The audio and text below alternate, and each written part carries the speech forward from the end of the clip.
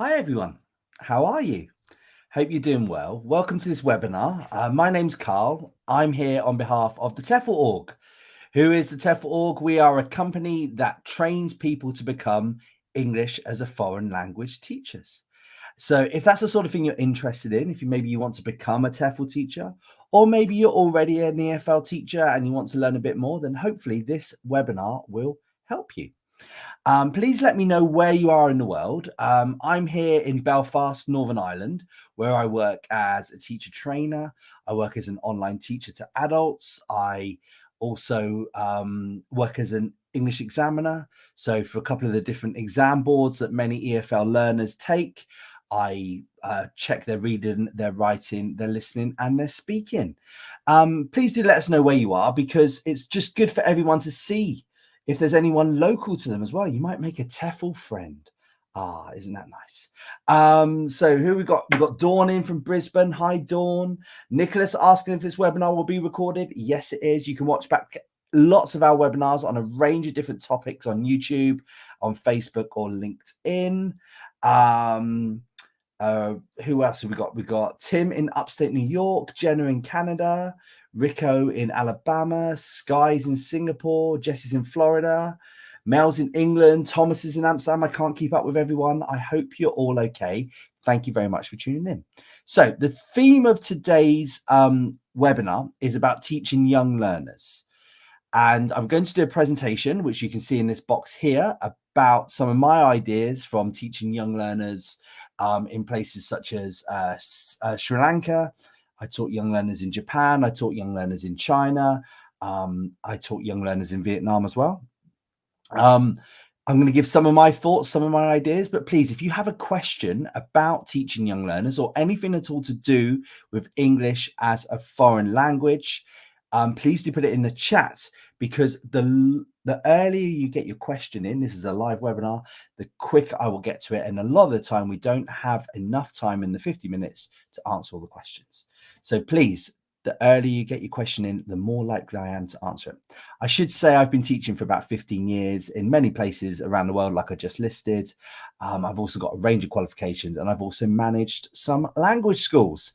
Okay, so right, first thing that I want to talk about is ages and levels, because I think sometimes when people think about young learners, some people, especially newly qualified teachers, the ones that I train anyway, they sort of just think as anyone under 17 being a young learner.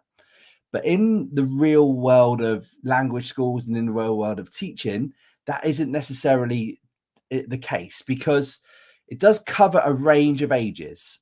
And by that, I mean, you might be teaching kids as young as 4, and you might be teaching kids as old as 17 or 18.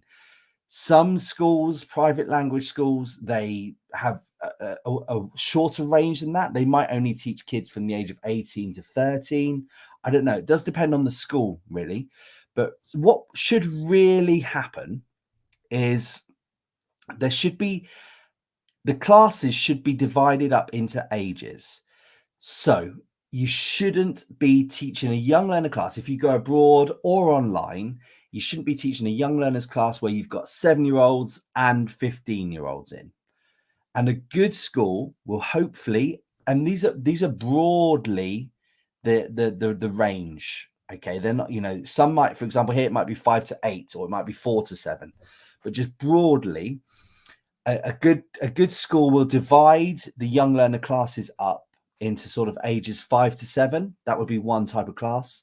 Maybe then 7 to 10 would be another class, 11 to 13, and then 14 to 17. However, I do know some schools that sort of at the age of 16 put kids into adults classes.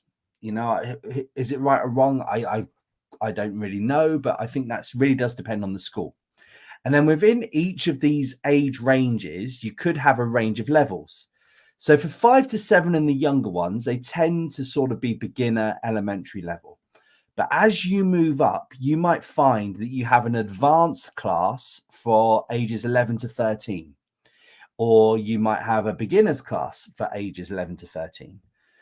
Same with ages 14 to 17, you might find that there's an upper intermediate and a pre-intermediate class. Okay.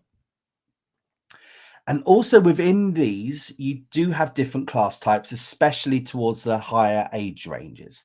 So, for example, kids aged 5 to 7, 7 to 10 probably won't be working towards an exam. Now, they might be. Some schools, you know, at the age of 10, they do, or some countries like to give kids lots of exams.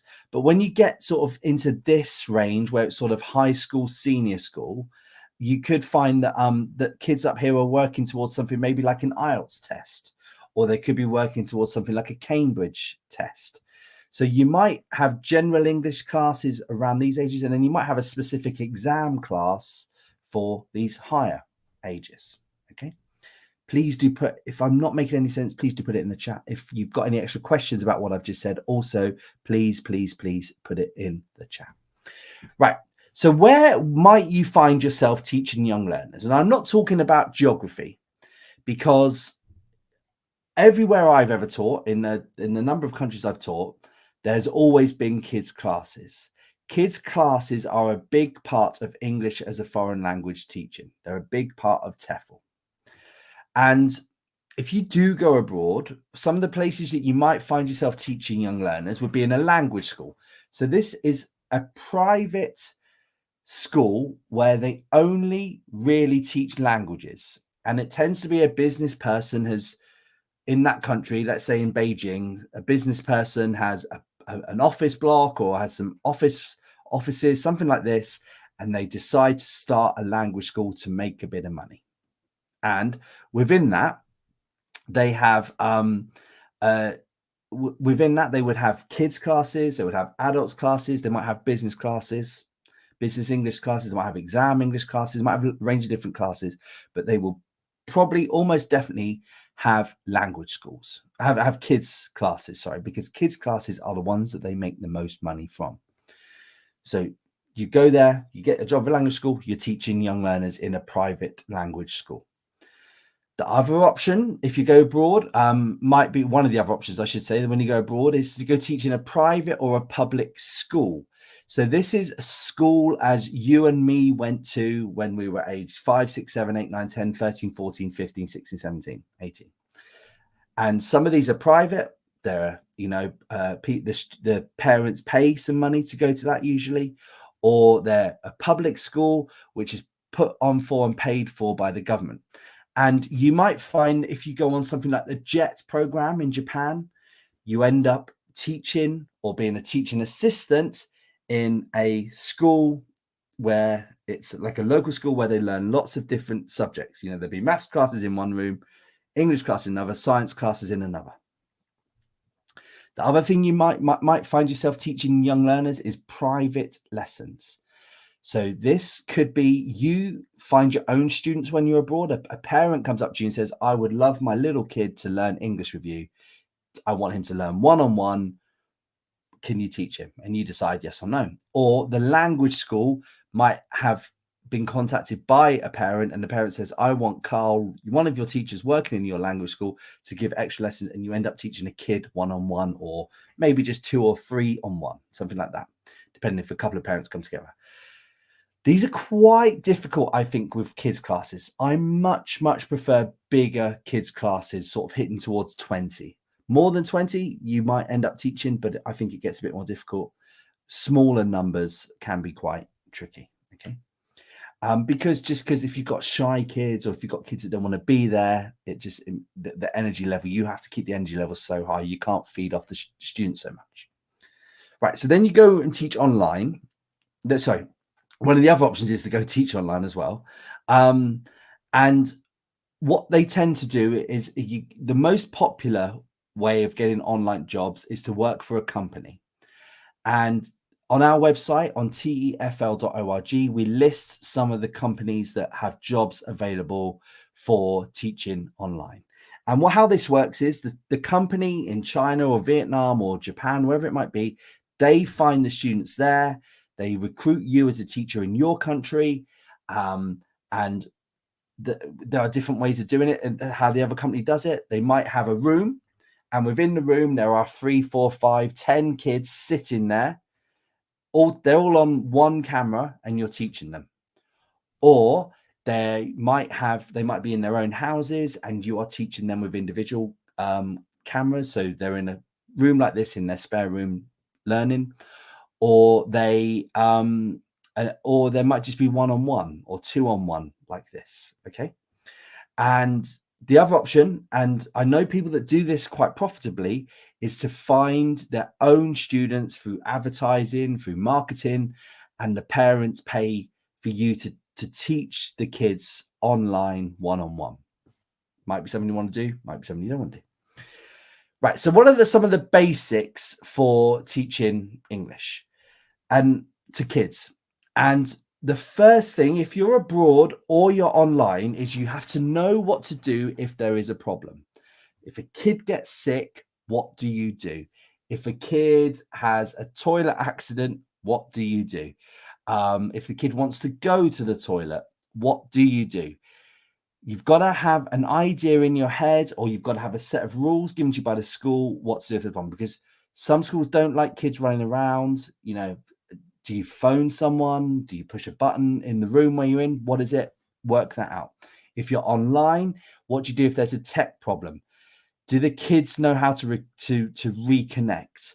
Do you know how to reconnect if there's a problem your end? Work it out how to do it. Check your stationery.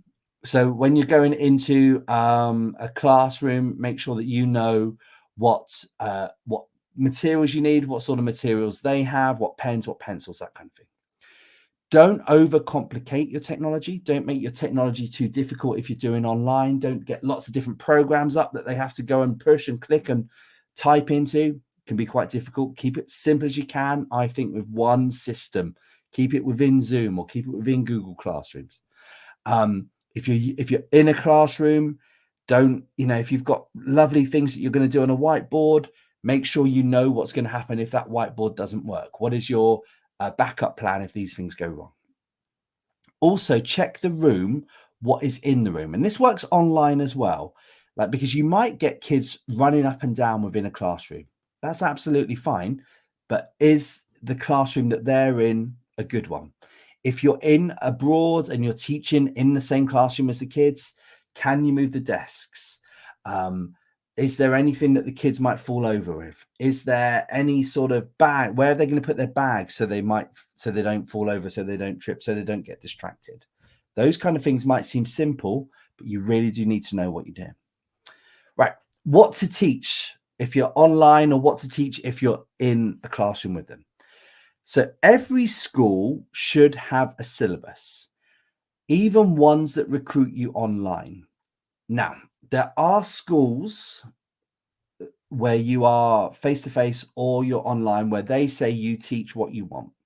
And that can be fantastic if you feel you are a competent, confident, experienced teacher. But I think one of the questions to ask is, do you have a syllabus? Because a syllabus would tell you what to say, what a 6-year-old kid at pre-intermediate level is going to learn. The syllabus will tell you what you do in week 4 with a group of 15-year-olds at upper intermediate level. Then that way, that can guide you to make lessons. Because I think as a inexperienced teacher that's newly qualified, it can be quite difficult to find content and to know exactly what to teach kids. Some schools, and this is online or face-to-face, have lessons prepared, or they work from a textbook.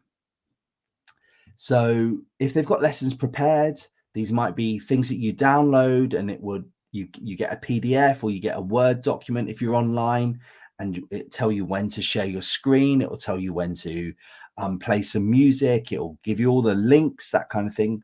Hopefully a good one. If you're working face-to-face, then you would have the materials you can photocopy.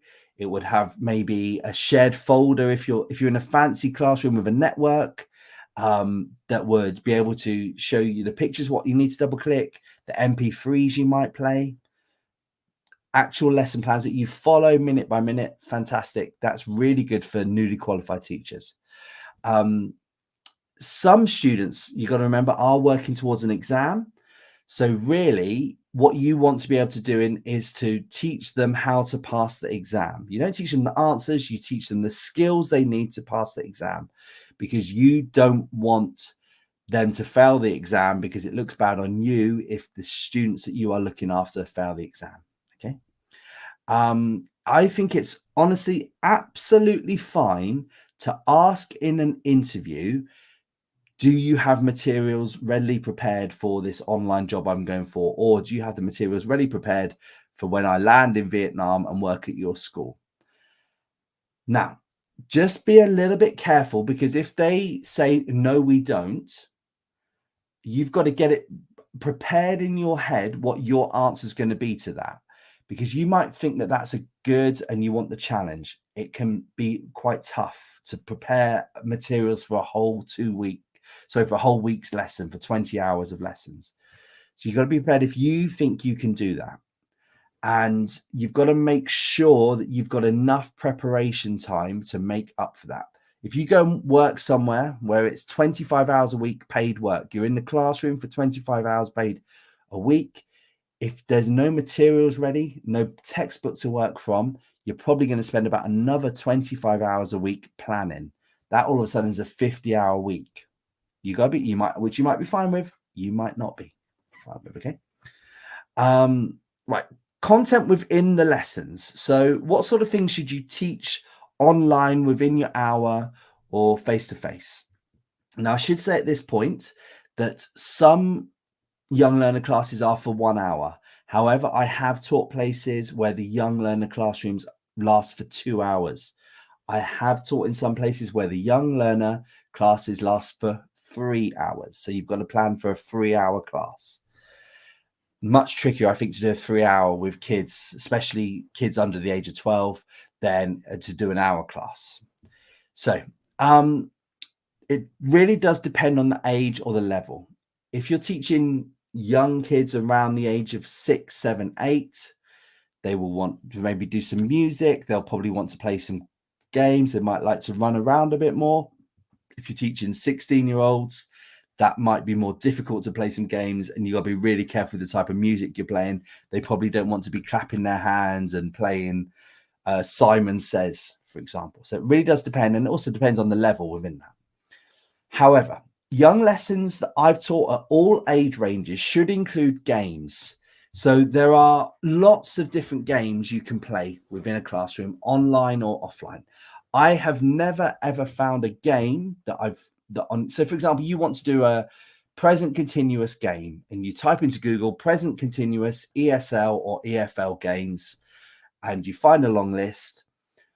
You think that's great, I can do that in the classroom. But I have also never found a game that I can't adapt to work online somehow, using chat rooms, shared screens, using a shared documents, that kind of thing. I believe that all games can be played online as well. Kids love games. Adults like games as well, but definitely games. Songs. And by songs, I mean, if you're happy and you know it, clap your hands. If you're happy and you know, like all the way up to the latest song by Justin Bieber or I can't think of any other cool people. Taylor Swift. I'm not cool. Which you might play for slightly older kids. Okay, a whole range of different songs. They love it. You might get some kids going, oh, I hate this song. This song's horrible. Oh, I can't believe teacher played this one. But believe it or not, they will still love it. They'll still enjoy it. Lots and lots of vocabulary, especially at younger ages, under 10, less and less grammar, more and more vocabulary, individual words.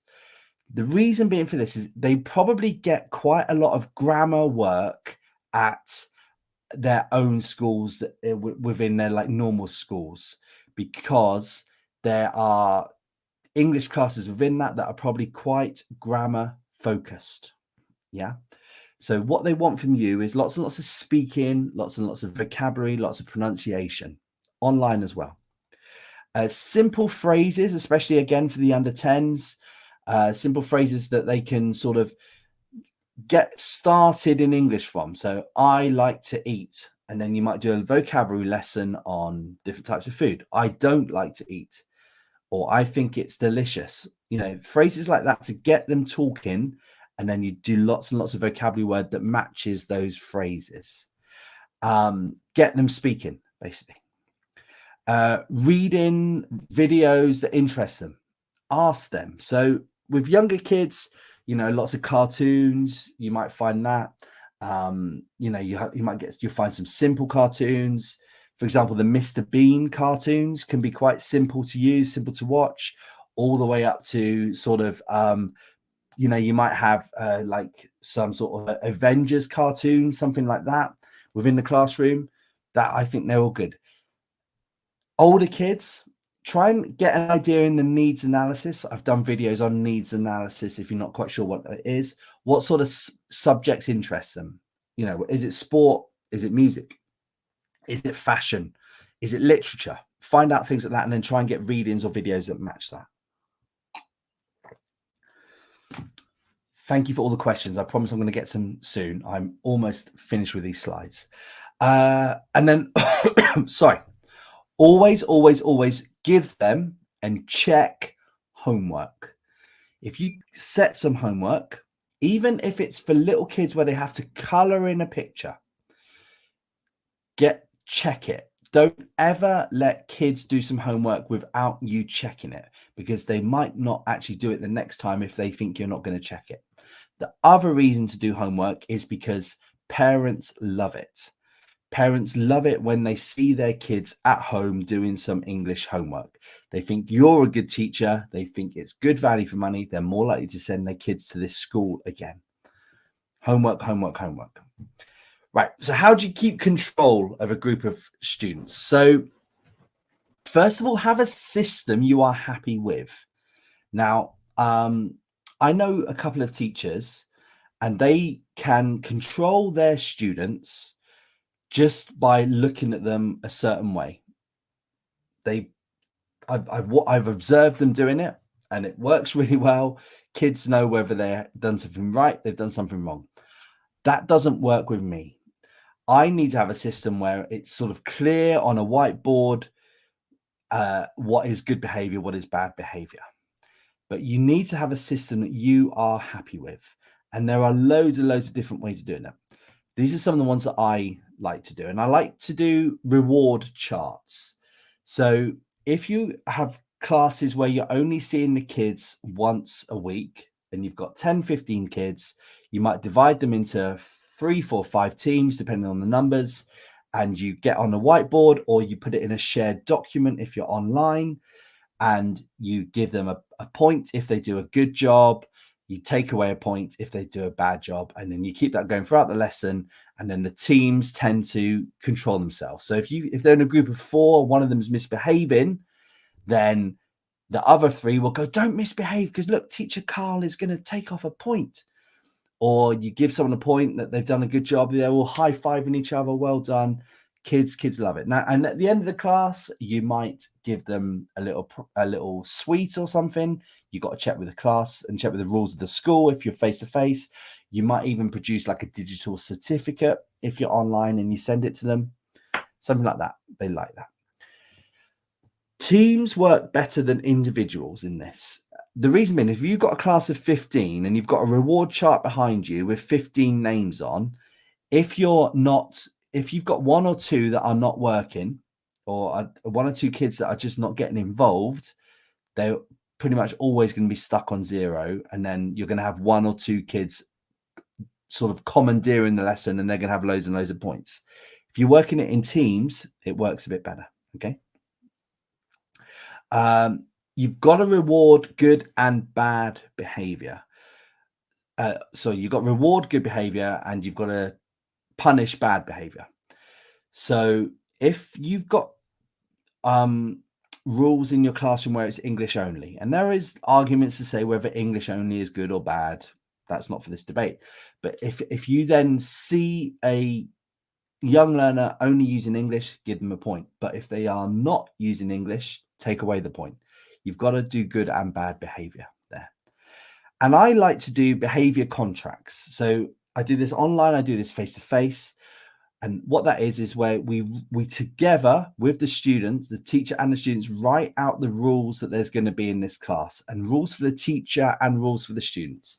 And it might be rules such as English only. It might be rules such as no mobile phones. It might be you've got to be back from break on time, all this kind of thing. And then you've got to have some sort of fine or some sort of punishment if they do break that. And that could come in the reward charts, but it could be in things like you make them sing in front of the class. They have to do a dance in front of the class. The teacher might have to sing in front of the class or do a dance in front of the class if the teacher's late, or if the teacher is found looking at his mobile phone to check the latest football scores. That has happened to me before. So have a little contract, get them all to sign it, put it up on the shared document, put it up on a whiteboard. It'll work out really well. Then another timeout, another way that people do it, especially with young kids, if they've gone a bit crazy and they've gone a bit out, you do time out seats. So you might have a chair in the corner and they go and sit on that corner if they're badly behaved and they can't get involved in the lesson for a minute, 2 minutes, something like that. Online, you might mute them for a couple of minutes, something like that. I personally don't like this, but I know teachers that have used this and has worked well. Okay.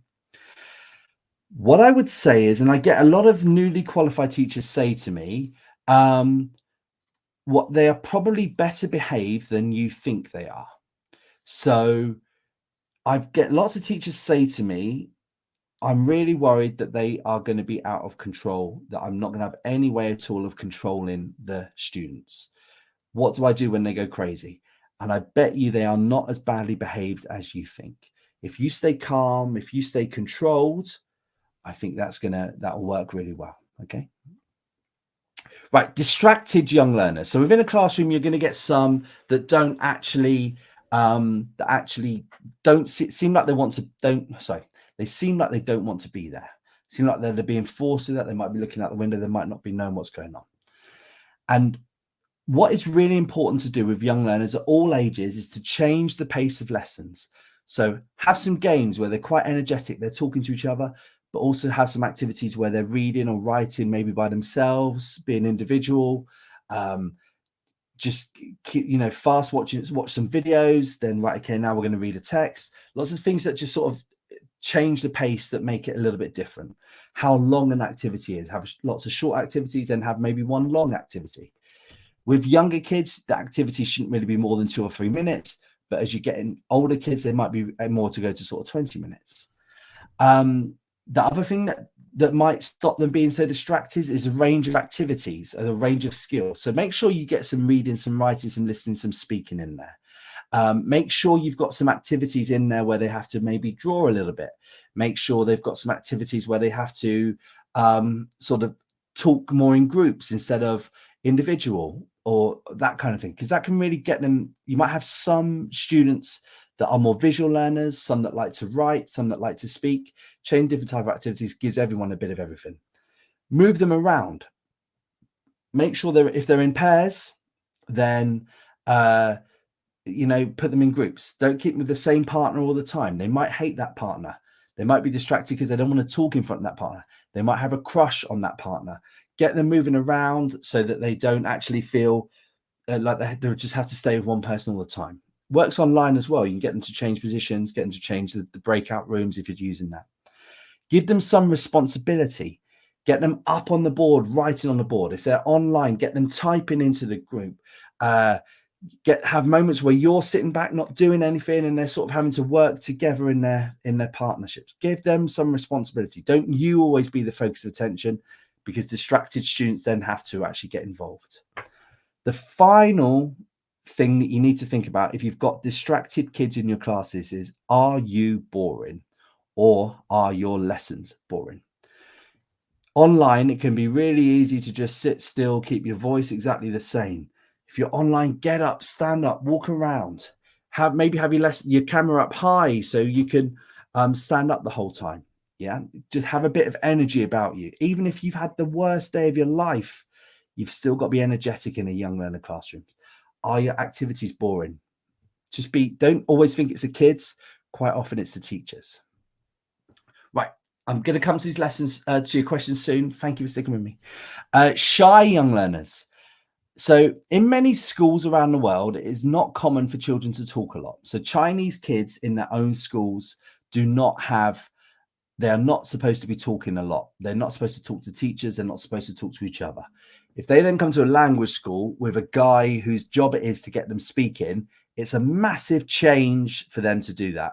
So it's not actually that use, it's not actually that they're shy. It's just that something that they've been brought up with within the school system that they're in.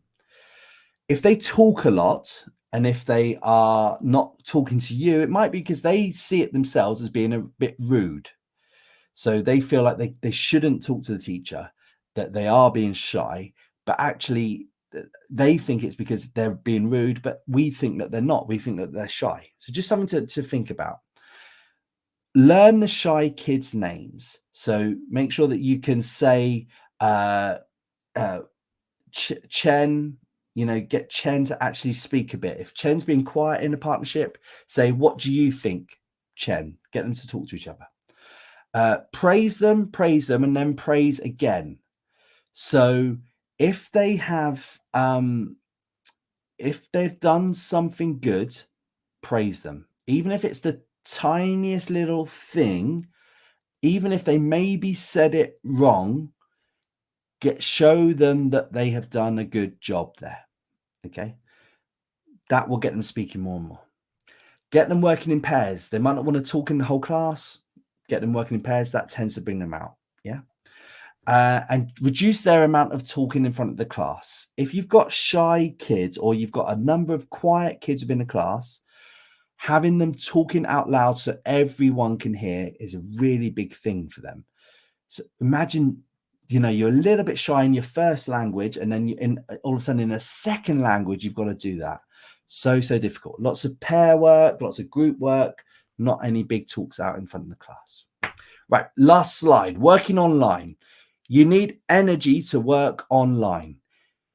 If you sit back like this online, looking a little bit bored, your classes will be boring, especially with kids. You need to have some energy. Yay, well done. That's good. Even if it's a complete fake thing, you've got to be that guy in front of the class being good. If you're doing a lesson on food, have some food to hold up. Show them that it's a real life situation, not just some screen that they're looking at. If they're doing clothes, if you're doing clothes, hold up some clothes. Show them yourself. If you can't really do that, then show pictures online. Don't let the whole lesson be them looking at this big head. Show them on a screen, get flashcards, show videos, all that kind of thing. Make sure that they're seeing lots and lots of pictures. Have pace changes online. So by that, you can play games online. You can have them running around if they're in the same room. Get them paid, then get them sitting down, get them thinking, get them talking, get them singing, have lots of different pace changes. Games. So many games that you can play online that you can play face-to-face. Okay. If they can run around within the room, or if they can stand up, if they can move, get them to do that. So, for example, you might have a grammar question and they have to put their right hand up if they think it's correct, or their left hand up if they think it's wrong. Just little things where they're actually moving can really help keep the energy level. Nominate the kids. So if they've got non-Latin alphabet, so such as Korea, China, even Arabic, try and get them to write their name in English, or you change their name in English, and get them to and then nominate them if they are being shy, if they're not really talking. Okay. If they're in a big classroom, try and get them to sit in order of the names that they're given. Get the teaching assistant at the other end, if you've got one, to be able to help you. Okay. Be good with technology, but don't expect them to be. So make sure you are good at sharing your screen. Make sure you are good at knowing when to share the sound. Make sure if you're using YouTube, make sure you've got, about the adverts that are going to pop up. Don't expect the kids to be good at technology. They quite often, in my experience, aren't as good as they think you are, because They aren't as good as you think they are because they are used to using this. Okay. Right. I think that's me. Thank you very much for all your lessons. For all your questions. I'm sorry if I did babble on. It's a big, massive topic that I could have talked about even more and more and more and more. But let's keep going.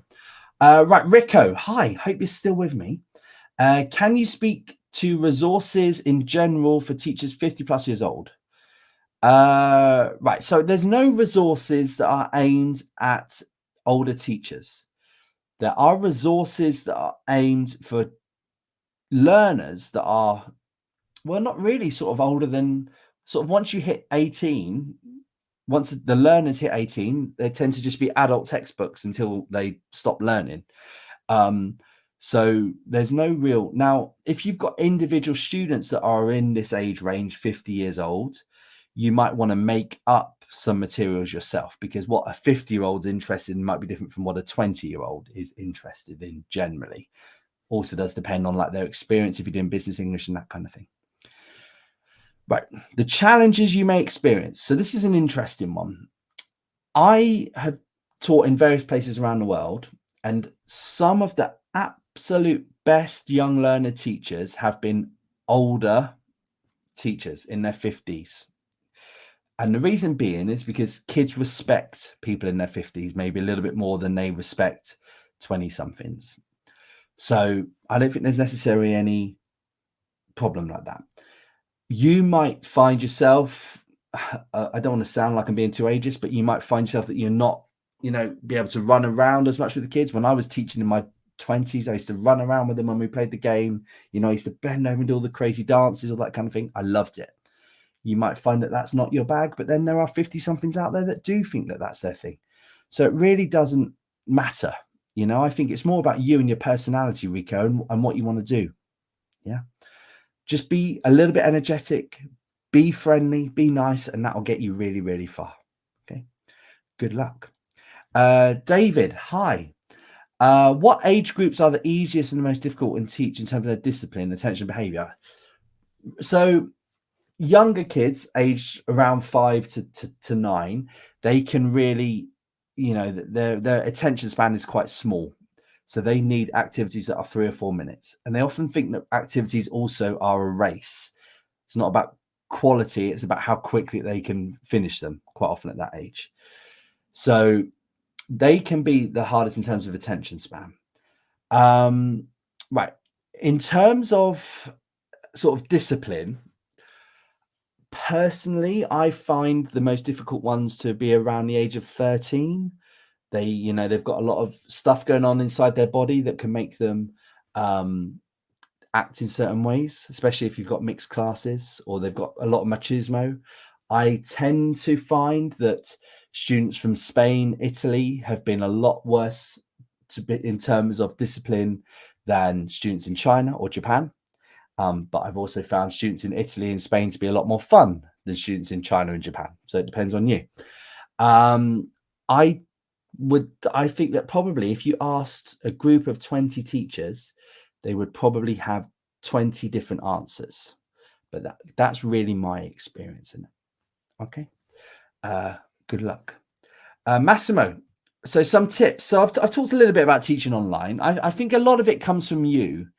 There's a lot of focus on the teacher online. You've got to be able to do what you want to do efficiently and with not much fuss when doing it online.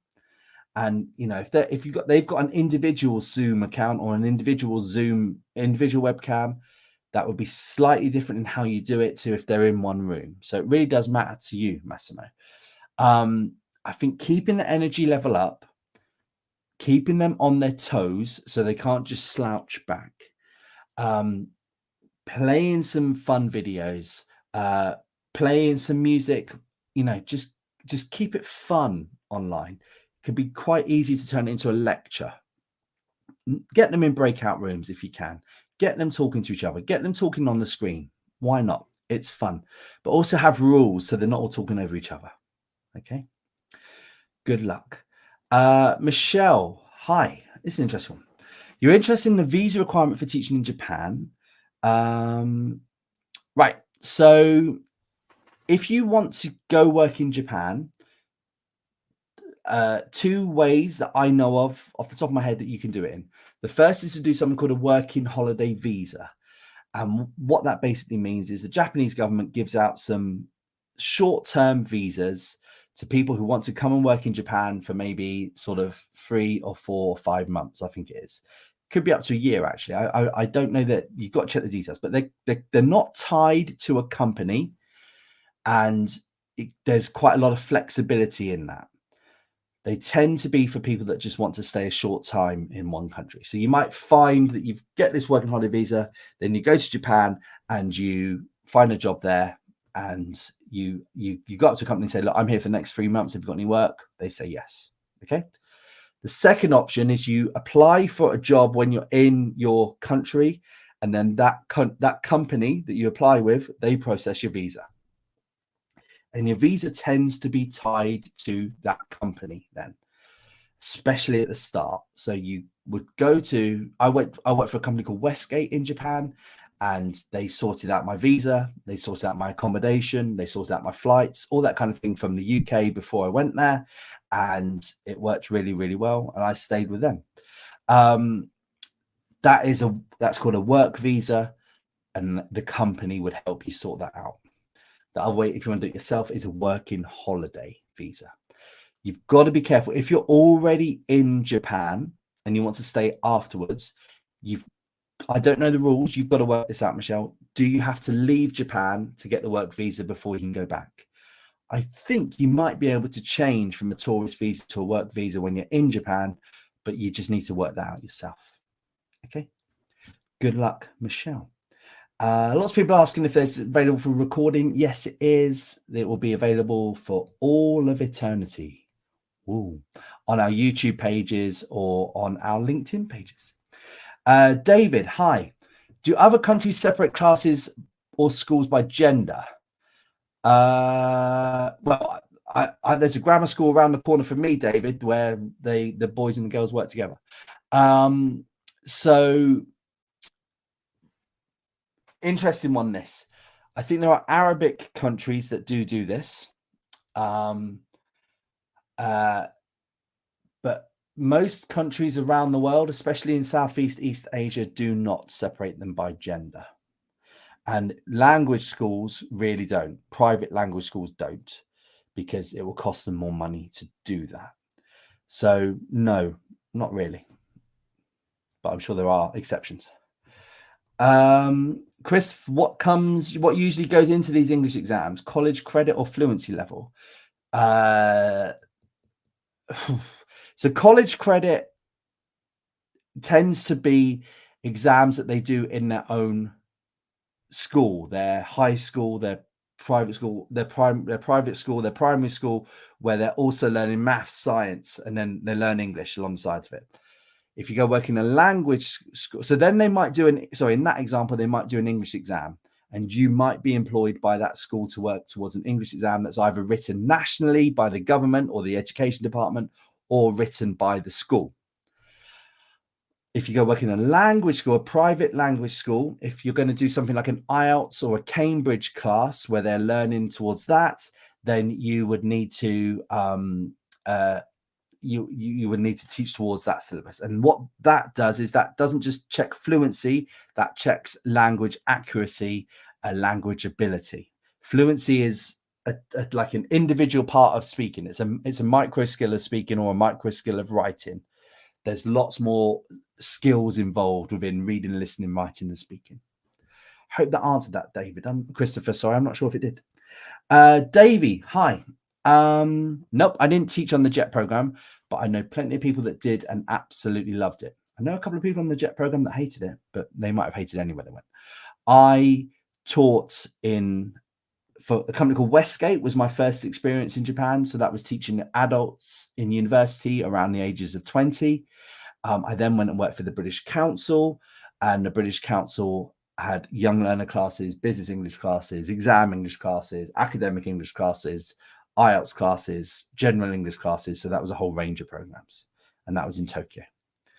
Rico, can I talk about summer camps? Yeah. So, right. So you get summer camps where teenagers go to, so for example, Italian kids will come to the UK or will go to America and they will learn English while they're in the summer camps. So these are language summer camps. Big market for that in the UK and Ireland. Lots of people teach. I've done this before. I've managed these sorts of summer camps before where they teach teenagers from around the world in London, or they teach individuals around the world from in Edinburgh, Dublin, Cork, or New York, Los Angeles. Okay. And there's usually a lot of jobs available around July to September time. They tend to start being advertised around Easter time, March, April, May. They're short-term contracts. They're not long-term contracts. So the company will pay you to work for them for 3 months. They quite often give you your accommodation. They quite often give you your food as well. They're cool. They're good fun. They really are. Naomi, once qualified, can you decide whether to teach adults or young learners? Yeah. So the way you can decide is by the jobs you apply for, quite simply. What you can't do, well, I've never come across it. If a school advertises and it says we have adults and young learner classes, you can't say I'm only going to come and work for you if I can only teach the adults or the young learners. Most schools, when they have adults and young learner classes, you would do 50-50 or some other type of percentage adults, young learners. You don't really have a choice. So if you don't want to teach adults, only apply for jobs which you see, and there are lots of them, where you only teach young learners. If you only want to teach adults, I think I got that wrong, the wrong way around.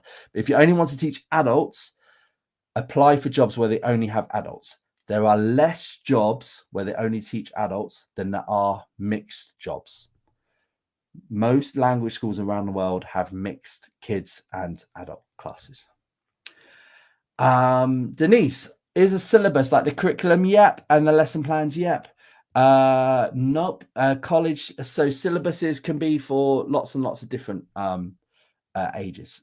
Basic syllabus and curriculum, there is slight differences, but I think you could sort of, for easiness, you could just interchange them.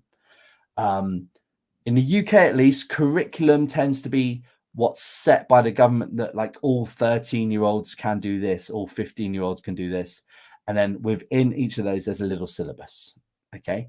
But I think really just they're interchangeable. And around the world, some schools call the list of things that 8-year-olds are going to learn a syllabus. Okay. David, without mentioning any school names, have you ever been under pressure to raise students' grades artificially? No, not at all. Right. So this is an issue, especially with private language schools, and especially in some cultures where you've taught a load of kids, and one of the kids, let's say you're in Spain, let's call that kid Diego. You've had a great class for a term. Diego is just not up to passing that class's level. You do the exams, you mark the exams, and Diego's not done very well. So you go to your boss and you say, look, I think Diego needs to repeat this class. You then go away for your 1-week holiday or your term break holiday. You come back and Diego's in the next level. And the reason why Diego's in the next level is because Diego's mum and dad have gone into the school and said, I'm not happy that Diego didn't pass. Diego needs to pass. You need to get him up to that next level. And the school goes, no. And the Diego's mum and dad go, well, we are not going to pay anymore. And the school goes, okay, Diego can go up, because at the end of the day, it is a business for some schools. Different in high schools, in like normal schools or primary schools, because they don't really have that monetary pressure. But in private schools, it can be a bit of an issue. Now, what do you do about that? Do you stick to your guns and not teach Diego and maybe lose your job? Or do you just go with the flow?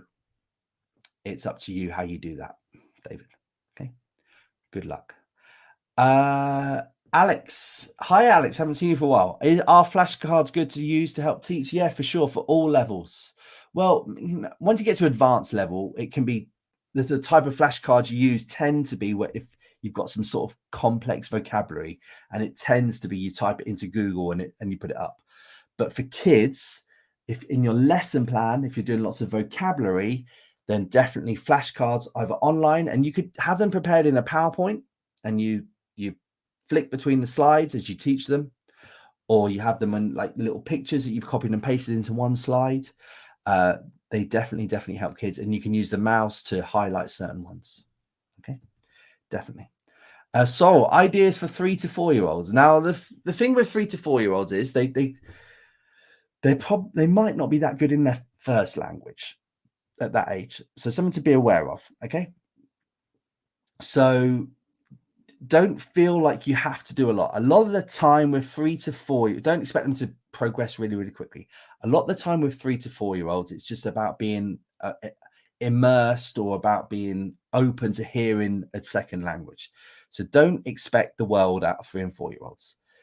But think about what 3 or 4 year olds learn in your own country. So what they learn colors, they learn animals, they learn how to write, they learn how to read simple words, simple phrases. Okay, do that in English. Don't say, right, today 3 and 4 year olds we're going to learn the past perfect continuous. It's just not going to work. Hold up pictures of an elephant and get them to say elephant. Okay, Diego, elephant. Miguel, okay, elephant. No, Miguel, say again, elephant. Oh, elephant. Keep it simple, keep it fun, play some songs. They might not know the words, but if they're copying the actions and listening, that kind of thing's fine. All right. Thomas, can it be difficult to maintain a balance between being fun and being adult? Yes, especially towards the end of a term, I find, because I have quite a joking, fun behavior in the classroom, and I do find it quite difficult to maintain that whilst also being able to maintain control. It's one of my failings as a teacher. I think calmer teachers probably find this a lot easier than the mad fun out there. Look at this crazy, stupid teacher type teacher. However, if you keep the reward system going, you do a new one every class, you maybe even, keep a running track over the course of a term, that might work for you. Yeah, for sure. Good luck, Thomas. David, I'm just going to answer, I think, one more question. Has ChatGPT impacted teaching? Either for the children or the teachers? Yeah, I don't know if a teacher that's been replaced yet by ChatGPT. I'm hoping it's not going to happen in my lifetime. Lesson plans, I've heard rumors. I haven't myself. I've heard rumors of teachers being able to find lesson plans on ChatGPT, but teachers could find lesson plans online before ChatGPT. There's lots of lesson plans on time. Now, this is where it has become a bit more interesting. So children, yes, can do that. But with kids, I think it's pretty easy to find that they're doing it, because if you've got kids that have both used, 2 kids in the class that have both used ChatGPT, they come with a very similar homework. It's usually a lot better than they thought it was going to be. They know that that ChatGPT, you just put a line through it and say, right, you got to do this yourself. Do it again. I'm telling your parents, whatever it might be. It's actually a bigger problem with adults, I think, than kids in a way, because adults tend to for writing academic essays, they tend to be, especially sort of around about the age of 20, 21, 22. Thank you, everyone. I'm really sorry if I didn't get your question. I did say that earlier you get your question in, the more likely I am to answer it. Thank you very much for joining. If you've never taught kids, go for it. I was really skeptical about teaching kids and whether how good I would be. Now, I'm not the best young learner teacher in the world. I'm much better at teaching adults, but I enjoyed it. And I think that they did enjoy it, and they improved their languages in the ones that I've taught. So if you feel like me at the start of your teaching career that you can't teach kids, you don't want to, don't worry. Just go for it and just see what happens. Do it for a term and you might hate it. Okay. Thank you for joining us, and please do like us. Please do put into the comments if you disagreed or if you disagree, or if you agreed. Any other themes you want us to do in the future, please do put them in and we read all the messages. If you've got other questions, if you want to do one of our courses, go to tefl.org. There's lots of information on there about how to become a TEFL teacher. And there's also a function where you can send us a message. Thank you very much, everybody.